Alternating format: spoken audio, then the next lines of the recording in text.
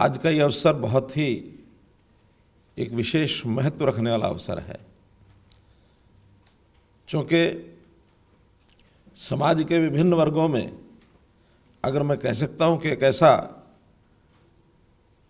एक विशेष वर्ग, जीवन की दिशा को बदलने वाला वर्ग, युग अनुकूल नए नए अनुसंधान होते हैं, जीवन निरंतर बदलने की प्रक्रिया में है, तो उस बदलती प्रक्रिया में जीवन को सरल कैसे बनाना है, तो विज्ञान के युग में आप लोगों का जो एक योगदान है बहुत सराहनीय है।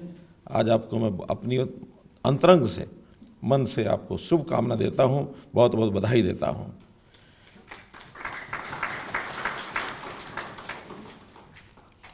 विज्ञान को जब हम गहराई से देखते हैं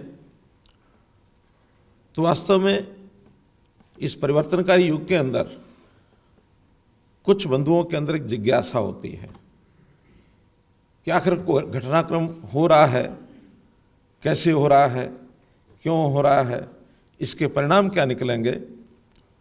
बहुत छोटी छोटी घटनाएं भी कई बार नई नई चीज़ को उभर करके सामने लाती हैं। अगर हम न्यूटन को भी देखें तो उनके मन में जो जिज्ञासा हुई कहाँ से हुई। एक सेब के पेड़ के नीचे बैठे और ऊपर से सेब गिरा तो मन में प्रश्न तो यही पैदा हो ना, ये नीचे क्यों गिरा, ऊपर क्यों नहीं गया। उसी में से गुरुत्वाकर्षण की जो बात आई, जो एक सिद्धांत बना, तो वहीं से निकला। वो एक समय था, प्रारंभिक समय। धीरे धीरे कितने प्रकार की खोज हुई और जीवन में सरलता की ओर हम बढ़ते चले गए। पैदल आदमी चलने वाला आज न केवल रेलगाड़ी बल्कि हवाई जहाज और रॉकेट तक दूसरे ग्रहों पर जाने का उसने विचार बना लिया। तो ये प्रगति के द्योतक हैं। भारतवर्ष का जो ज्ञान है वो वर्ल्ड को एक ऐसे दिशा में ले जाने के लिए तैयार है कि विश्व शांति किस प्रकार से कायम की जाए और इस प्रकार के असीमित हमारे अनुसंधान के बाद भी हम संयम पूर्वक अपने जीवन को कैसे जी सकते हैं। तो ये भी हमको विज्ञान के साथ साथ अपने यहाँ आगे बढ़ाना होगा कि जीवन हमारा किस प्रकार से संतुलित रहे। संतुलन हर एक चीज़ का ज़रूरी है। विज्ञान को बढ़ाना बहुत आवश्यक है और विज्ञान की जिज्ञासा आखिर असीमित है, प्रतियोगिता भी बहुत है। हम नहीं करेंगे, दुनिया में और लोग करेंगे।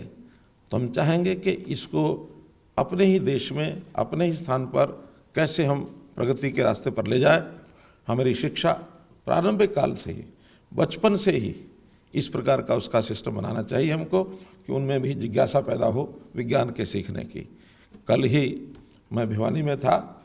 भिवानी में एक विद्यालय में इस प्रकार की लैब्स, प्रयोगशालाएं बनाई गई कि जिनका छोटे बच्चों के ऊपर भी आविष्कार कैसे होता है उसकी जानकारियां। हम तो जाकर के कॉलेज के समय में ऐसी बातें सीखे थे, लेकिन कल बड़ी खुशी हुई कि एक 5वीं का 6ठी का बालक वो भी विज्ञान के उन सिद्धांतों को सीख रहा है।